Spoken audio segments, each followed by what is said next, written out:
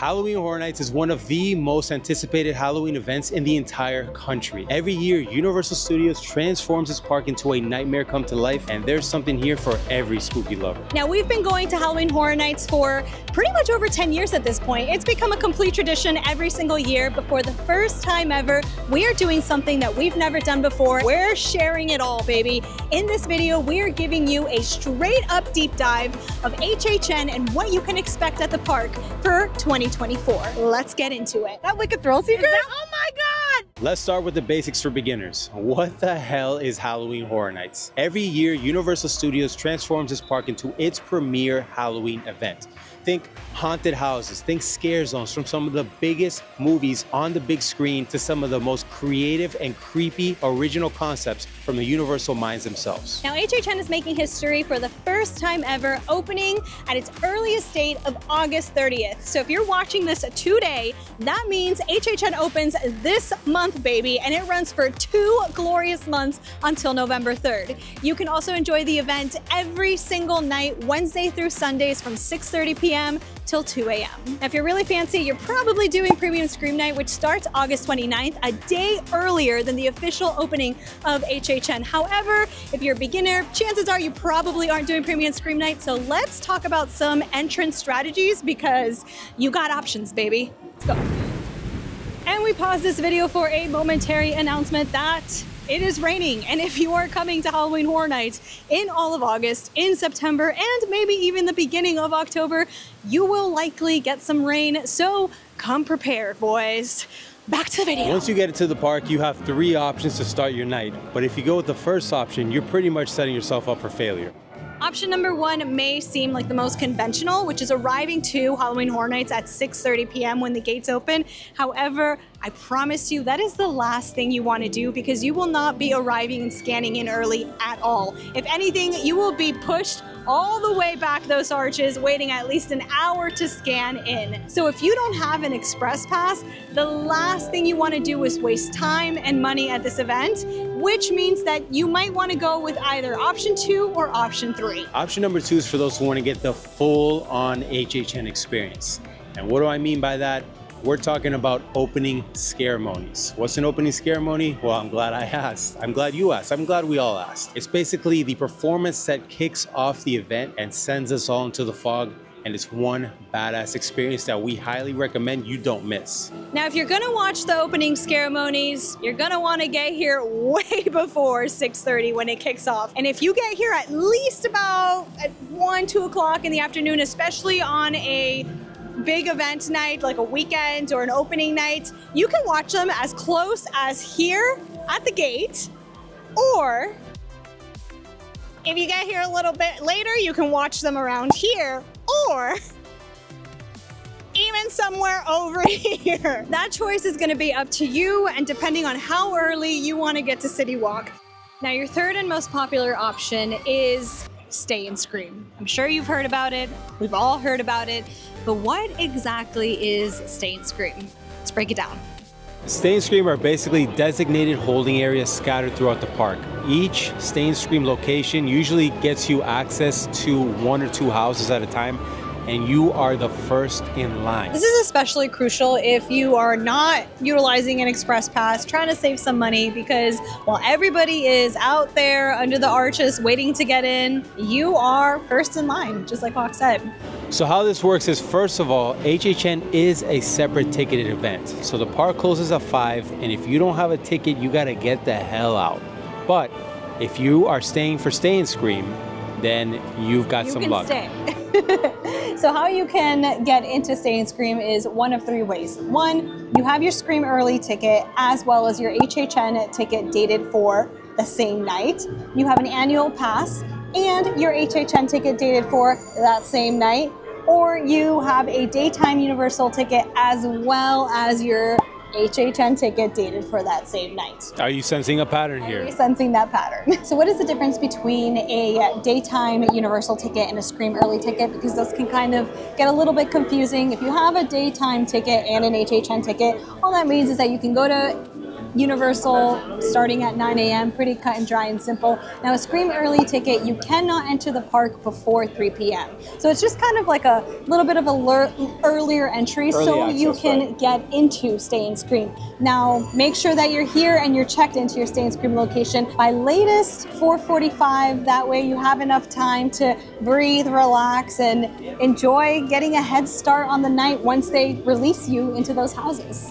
Now, while HHN has not released this year's Stay and Scream locations, they tend to be in predictable locations in years past. So we have them in the Today Cafe, as well as Central Park, Springfield, San Francisco, and New York. With the exception that if you are choosing the Today Cafe Stay and Scream location, you probably won't get access to a house. However, the catch there is that you get to watch the opening Scaremonies from inside of the park while everybody else is watching them outside by the gate. Don't hate when you're inside the club. What's the saying goes? You can't hate from outside of the club if you can't even get in. No? Now, while there's a lot of hype around Stay and Scream, I'm gonna let you in on a little secret. We've been coming to this event for over 10 years, and we have never actually done a Stay and Scream. I know, fake HHN fans over here. But this year will be a first for us, and we are so excited to try that with you. All right, now let's dive into the good stuff, the haunted houses. Every year, Halloween Horror Nights has 10 haunted houses featured at the event, some inspired by the top horror movies of today, others by pop culture, and others are derived as original concepts from the twisted minds of Universal creatives themselves. In these houses, Universal creatives go all out with detailed set design that really makes you feel like you're in an actual horror movie. But none of this would also be possible without the amazing scare actors inside each of these houses. We're talking badass costumes, horrifying makeup, and some amazing acting chops. Now, something to note about these houses, especially if it's your first time at HHN and you're like, where the hell are all the houses? Most of the haunted houses are located behind the park in sprung tents or sound stages. So you're gonna wanna check for the line entrance queues, which you'll find around the park. Also, those queues will typically have the wait times for each haunted house. And something to remember is the more popular the house, the higher the wait time will be, especially on crowded weekends. This year, we've got a pretty decent lineup of major movie houses, also known as intellectual properties. If you want to know HHN lingo, IP houses for short. Starting with The Quiet Place Parts 1 and 2, Ghostbusters Frozen Empire, and then we meet face to face with the Red-Faced Demon in Insidious The Further. The most recent announcement was actually Universal Monsters Eternal Bloodlines. And this one's actually pretty badass because we got a full female monster lineup. Now, this house is actually centered around a deadly battle between Dracula's daughter, the Bride of Frankenstein, Saskia Van Helsing, daughter of Abraham Van Helsing, and a few more in there. So, sorry, pal, but, you know, the ladies. All right, Hog is in timeout right now. As far as original houses go, we also have a few anticipated heavy hitters. Kicking it off with Monstros of Latin America, which is a super popular house in HHN Hollywood that is finally coming to HHN Orlando, and we cannot wait to see what Orlando has in store for this house. Slaughter Cinema 2 is also making its return to HHN Orlando, which is another fan favorite from HHN 28, and we're getting Major Sweets Candy Factory. This is a sequel of all sorts, but not in another scare zone the way he was in HHN 31. He's getting a whole damn house. And the lineup of original houses rounds up with the Museum of Deadly Exhibits, Triplets of Terror, as well as Goblin's Feast. Now, if you want a deeper dive into these original houses, we do have a video on our channel that breaks down each announcement where we also give you our original thoughts. But Walk, which house are you looking forward to the most? What a question. I would say for originals, probably Monstros, and then for IPs, maybe Insidious or Monsters Eternal Bloodlines. But it's not about what I want. What do you want?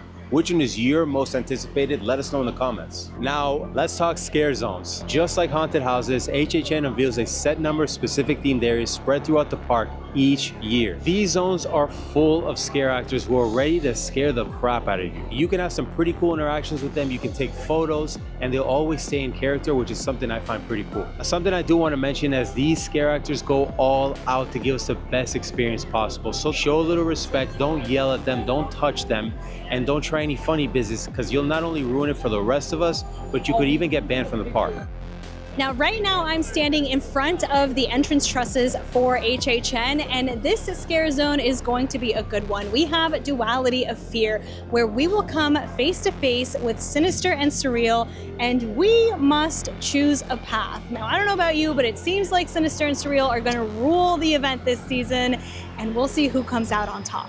And if you haven't made your choice and you're still trying to decide between sinister and surreal, if you choose surreal, you will head down Hollywood Boulevard where you will run into Demon Queens. And if you choose sinister, that's down Illumination Avenue towards New York, where you will find Torture Fair. Now let's take a lap around the park to check out the rest of these scare zones as well as construction updates for HHN. So we're entering the Hollywood section of the park, and it's beginning to rain, but that's all right because we're here to talk HHN.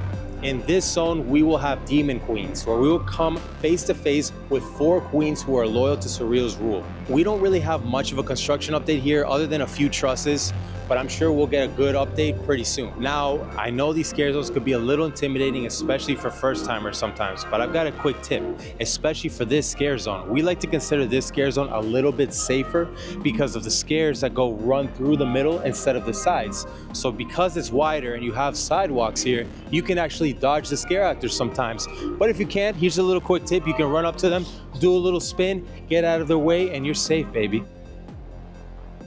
As soon as you leave the Hollywood section of the park with Demon Queens, you come face to face with a horde of zombies in Central Park, where we have Swamp of the Undead. We're going to be in the backwaters of Louisiana, where it's been overrun by zombies. The construction updates here are phenomenal. It looks like of all of the construction updates in the park, this one seems to be most up to date. I cannot wait for this zone. This one's personally one of my most anticipated. Now, as we enter San Francisco, we have one of the most anticipated zones of the entire season. We have the Blumhouse Scare Zone. This scare zone is going to be a mashup of different Blumhouse characters and titles, including Freaky, The Black Phone, Purge, Megan, and more. I don't know about you, but I can't wait to see our Megan girl back. Megan was a season favorite last year, and she's gonna crush it this year again. As far as this scare zone goes, this is one that actually has a pretty decent amount of construction already up. We have the Blumhouse title at the top. We also have some Blumhouse platforms where probably what we'll see are some scare actors on top, or at least I hope. We have the Black Phone as well as the Freaky Lockers. Who knows what else is gonna come to this scare zone, but I can't wait to see what they have in store for us. And as we take a look around Blumhouse, Walk has some interesting theories you wanna tell? Conspiracy theories. No, I'm only kidding. I just really like the way that this is shaped. If you notice, it kind of looks like, gives me like stage vibes. And I think the Megan Horde was so popular last year. I can totally see them every once in a while come out and just start dancing in the middle. Everybody's gonna go nuts if that's the case. I have no idea. I'm totally just making crap up. We don't know. I personally do not think that we'll have another Megan Horde. However, the way that Blumhouse is set up, it does kind of look like the lights are facing, all the corners are facing inward, sort of like a stage, like Walk said. So maybe there won't be a Megan Horde per se, but maybe there'll be like different characters in the middle. Yeah. Some sort of performance. Some sort of like performance in a Blumhouse. I could see that as well. I don't know. I'm excited. As we enter New York, we have the final scare zone for the season, which is the Torture Fair Scare Zone. Now, this is going to be based off of a Renaissance medieval fair of horror where Sinister rules all. You can see, based on the construction updates, we do see Sinister's face up close and personal. Now, I've been a little bit skeptical about this scare zone, but now seeing Sinister's face, I'm a little bit more excited. New York scare zones tend to be some of the best scare zones at HHN just because there is so much space for scare actors to roam around. I can't wait to see what HHN has cooked up this year in New York. While we're still in the New York section of the park, something that I cannot not talk about is the HHN Tribute Store. Now, we typically get tribute stores throughout the year for all the seasons, but HHN is top tier, and every HHNer is obsessed when it comes to the tribute store. This is something you don't want to miss. There is great merch, great snacks, great theming. We don't know the theming of this year's yet. We don't have any facades. We don't even know if it's going to be in the New York section, but typically it does tend to be in the New York section. But all you need to know is that if you're coming to HHN, this is a store you don't want to miss. We will update you a little bit more as we get more details on where this store is going to be located this year, what the theming is, and what's so great about it as well. Now, haunted houses and scare zones aren't the only entertainment you can get at HHN. Something we highly recommend is you do the annual live stage show located right behind me where the Fear Factor stage used to be. This is actually located between Simpsons area and San Francisco, and this year they're going to have one badass show. I'm talking about Nightmare Fuel Nocturnal Circus. And the description actually reads, step right up to a dark circus, a new nightmare that carries with it a sinister curse. Get trapped in a thrilling spectacle of pyro and aerialists to the beat of pulse-pounding rock rhythms. TLDR, this show is loud and wild. Think pyrotechnics, sexy dancers, loud-ass music. It's everything you could ever want. And every time that we've gone to this show, we've come out 10 out of 10 enjoying the hell out of it. So we highly recommend you try it this year. Now, quick tip, these shows are limited throughout the night and they get pretty damn crowded. So if you want a good seat, we highly recommend you get here at least 30-ish minutes or so before the show starts.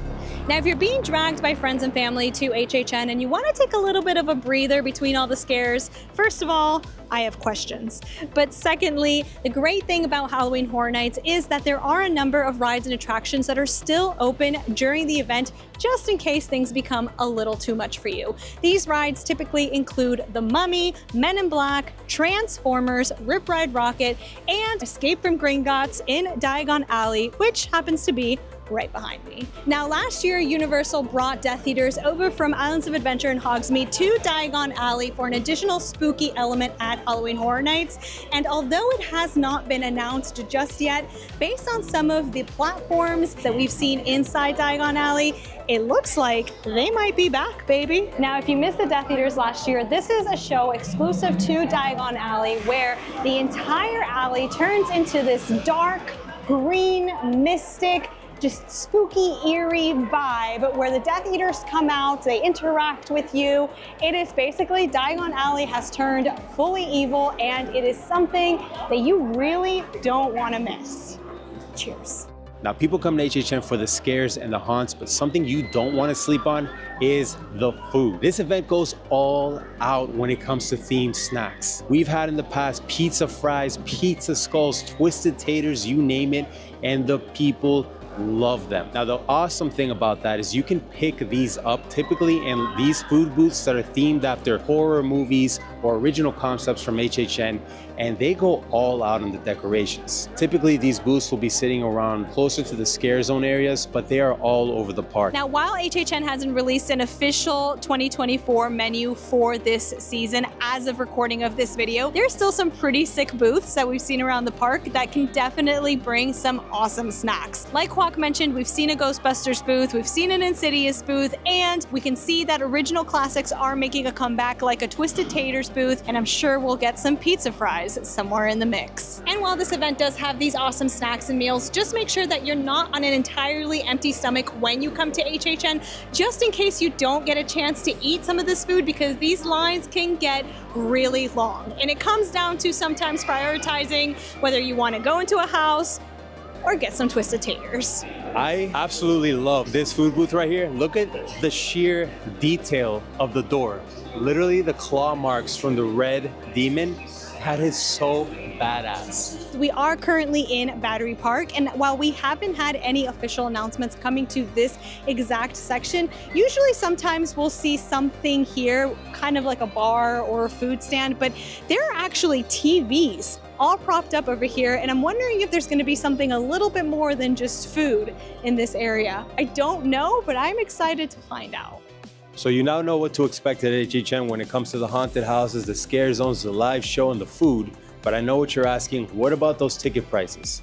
Let's dive into those numbers, but before we do, here are 3 things every first timer at HHN should know. Like we mentioned before, HHN is a separate ticketed event. So your daytime ticket or your annual pass will not let you into the park after 5 p.m. And if you don't have that ticket, they will kick you out. Second, if you want to experience everything at HHN in one night, I'm talking about all 10 houses, 5 scare zones, the live show, the food, and some rides in between, we highly recommend you get an express pass, especially for high volume nights. Third, those ticket prices not only start trickling up the longer you wait, but they do start selling out. So make sure you pick a date, move your ass, and buy those tickets ASAP. Now, we're not gonna lie, HHN pricing does get a little bit high, but you can breathe easy because there are some options you can choose from. Starting with single night tickets. Now, these are pretty cut and dry, it's very simple. You choose one night to go to HHN and that's all you get. And depending on the night that you choose, these tickets range anywhere from $83 all the way up to $123. However, keep in mind that single night tickets do not include Express Pass. That is something additional that you're gonna have to tack on. Prices for Express Passes go anywhere from $150 all the way up to $240, depending on the night that you choose to go to HHN. Also, those prices do go up as the season continues, so definitely don't wait to get your Express Pass if that's something that you really want to add on. Now, another thing that we get asked multiple times is, if I buy an Express Pass, does that mean that I already have my single night ticket included in that because the price is higher than the single night ticket? No, unfortunately not. You still have to buy a single night ticket and an Express Pass if you're gonna get that Express Pass option. Now, if you're coming to HHN for multiple nights, we highly recommend you upgrade to a multi-night ticket package. Typically, these packages range from $180 all the way to, wait for it, drum roll please, $1,000. I know. Typically, these multi-night ticket packages are separated by express and non-express. Now, I have some bad news. The express versions of these packages were sold out within 24 hours of it being available online. Most of them. So if you're trying to go for that route, I highly suggest you go for the non-express, which is still available. Now, these multi-night ticket packages can get a little bit confusing. We're not gonna go fully in depth into them, but to break them down a little bit, let's start with the Rush of Fear Pass. This is the perfect pass if you're coming in early September because Rush of Fear actually gives you access into the first 18 nights of HHN. If you wanna knock out every night there, that's your pass. Second on the list is the Frequent Fear Pass. This pass will give you access to 30 days of HHN with specific blockout dates like Fridays and Saturdays, with the exception of opening weekend. Right after that is the Frequent Fear Plus Pass. Now, this pass gives you access up to 40 nights of HHN with specific blockout dates as well. The blockout dates for this pass are on Saturdays. However, you do get opening weekend access as well as closing weekend. And finally, the big dog for the big spenders is the Ultimate Frequent Fear Pass. Now, this pass gives you access to every single night of HHN. There are no blockout dates. And on top of that, you get free parking for HHN nights after 5 p.m. The only day that you don't get access to is a premium Scream night, which is not really included as part of an HHN package, and we'll talk about that in a minute. Premium Scream Night is a limited capacity event that gives you staggered entry to haunted houses, all you can eat food and drinks, free parking and more. This is the VIP on top of the VIP event for people who want to enjoy HHN one day prior to opening date. Now, this is something that we're not going to do this year, but if you're interested, make sure you check that out. A few extra perks that you can check out for HHN are stuff like the RIP tours, which are guided tours that give you VIP access into the haunted houses. So we're talking Express is here, RIP is here. You're basically king and queen of HHN at that point. And you also have the Behind the Screams Unmasking the Horror Tour. Now, this is a lights-on tour of 3 to 6 selected haunted houses. And this is a perfect tour if you're either a super big HHN fan and you want to see everything with the lights on, or you just are kind of a little concerned about going through the event at night, but you still want to get in on the action. Another way to check out HHN with the lights on.